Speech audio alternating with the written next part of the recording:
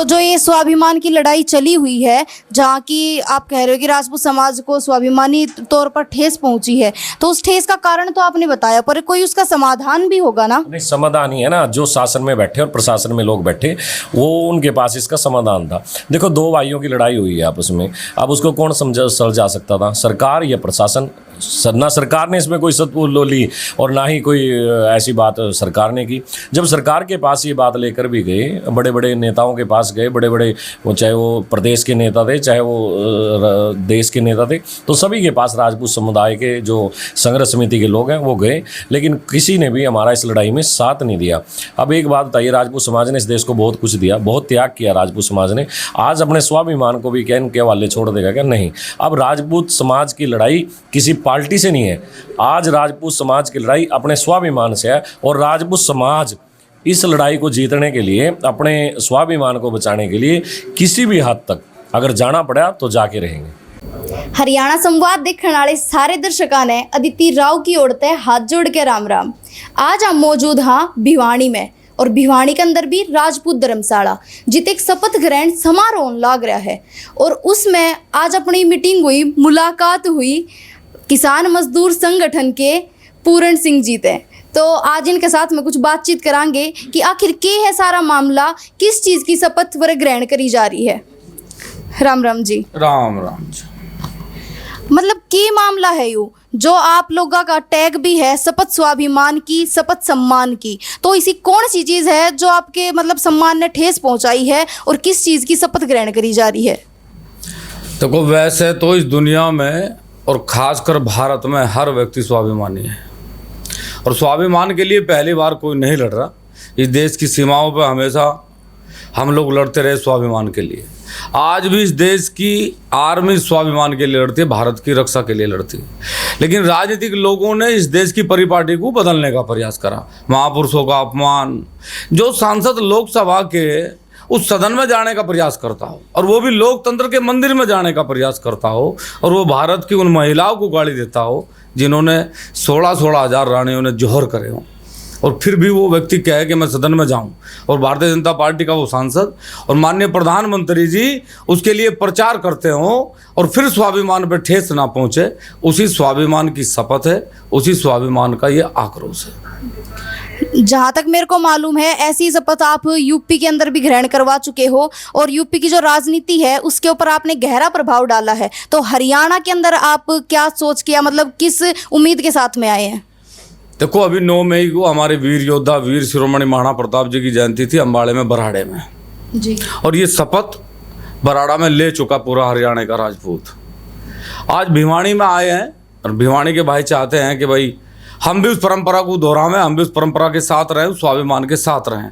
हालांकि यहाँ से भिवानी से, रोहतक से, झज्जर से, रेवाड़ी से सब लोग बराड़े गए थे, लेकिन वो इस परंपरा को, इस स्वाभिमान की लड़ाई को यहाँ भी इस लोकसभा पे भी प्रबल तरीके से लड़ना उनका मन है, उनका ध्येय। इसलिए आज भिवानी राजपूत धर्मशाला में शपथ ग्रहण है इस बात की कि स्वाभिमान के लिए हमेशा लड़े और हमेशा लड़ते रहेंगे। क्या सोचा है, कहाँ तक समर्थन मिलेगा आपको? पूरे भारत में मिल रहा समर्थन जो स्वाभिमान की लड़ाई में साथ है, सबका समर्थन है। एक व्यक्ति भारत का ऐसा नहीं है जिसका समर्थन हमारे साथ नहीं है। जैसा कि आपने कहा कि आप बीजेपी का बहिष्कार कर रहे हैं, तो जहां तक कि हम देख पा रहे हैं कि विपक्षी पार्टी और बीजेपी दोनों का मुकाबला भी टक्कर में चल रहा है, और फिर दोबारा से 2024 के अंदर अगर बीजेपी आती है तो आपको क्या लगता है, आपको किन मतलब समस्याओं का समाधान, मतलब समस्याओं का सामना करना पड़ेगा? सन 47 में भारत और पाकिस्तान दोनों अलग अलग हुए। सरकारें कोई भी आई, पाकिस्तान के साथ लड़ाई जारी है, चीन के साथ लड़ाई जारी है, तो सरकार किसी की बन जाइए, जब तक स्वाभिमान का सम्मान नहीं होगा जब तक लड़ते रहेंगे। सरकारों से मतलब थोड़ी किसकी टक्कर है, हमारी तरफ से तो कल कांग्रेस की सरकार आवे उसके साथ भी लड़ेंगे, कांग्रेस की भी ना आवे, बीजेपी की ना आवे, किसी और की आवे उसके साथ भी लड़ेंगे, क्योंकि ऐसा थोड़ी कि स्वाभिमान की लड़ाई इस देश में कोई, ये देश का नाम भाजपा नहीं है, इस देश का नाम भारत है, और भारत का हर व्यक्ति स्वाभिमानी है, वो स्वाभिमान के लिए लड़े। स्वाभिमान उसकी जिंदा रहने की एक परिपाटी है। और वो स्वाभिमान के लिए लड़ रहा। या ये बहुत से लोग कहें कि हम भाजपा का विरोध करें, भाजपा का कोई विरोध नहीं है। ये लोकतंत्र को मजबूत करने का, स्वाभिमान को मजबूत करने का, स्वाभिमान को जिंदा रखने का चुनाव है। और ये भाजपा या कांग्रेस का चुनाव नहीं है, ये किसी कैंडिडेट किसी व्यक्ति का चुनाव नहीं है, ये चुनाव है स्वाभिमान का। और जो क्षत्रिय स्वाभिमानी है वो किसी भी कीमत पे स्वाभिमान की लड़ाई में समाज से अलग नहीं जाएगा, वो समाज के साथ रहेगा।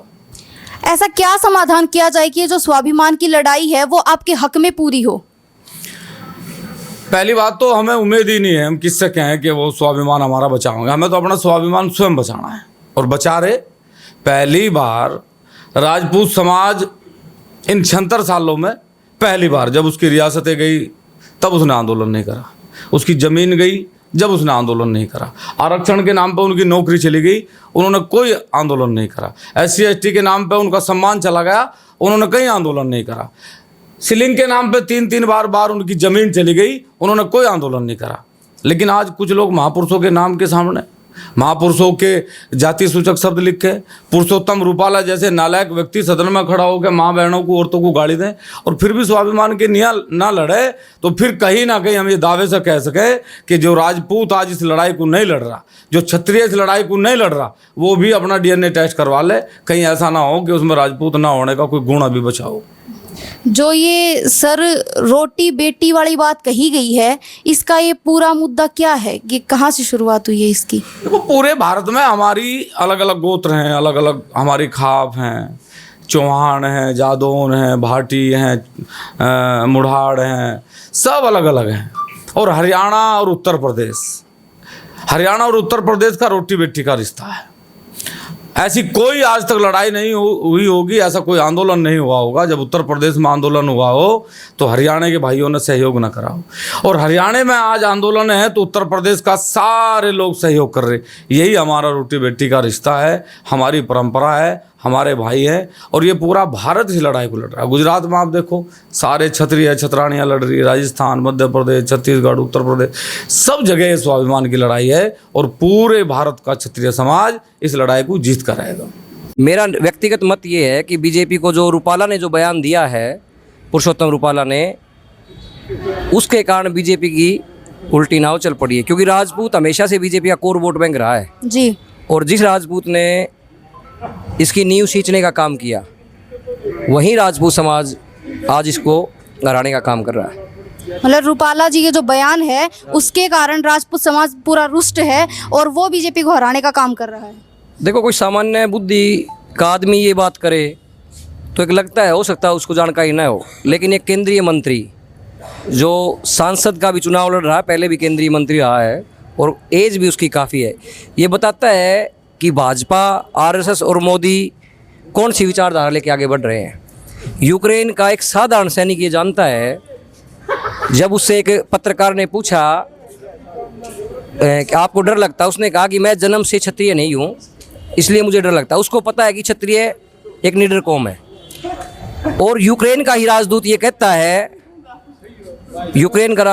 है, कि हम ऐसे लड़ रहे हैं जैसे मुगलों से राजपूत लड़ रहे हैं।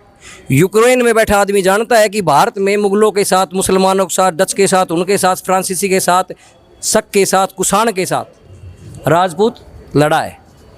लेकिन पुरुषोत्तम रूपाला को ये नहीं पता। वो कहता है कि उसने बहन बेटियों के रिश्ते किए हैं। जब बहन बेटियों पे आँच आए तो जो नपुंसक है वो केवल प्रतिकार नहीं करता, जो स्वाभिमान कौम है और ख़ासकर जो राजपूत है वो बिल्कुल प्रतिकार करेंगे। और राजपूत एक जिंदा कौम है।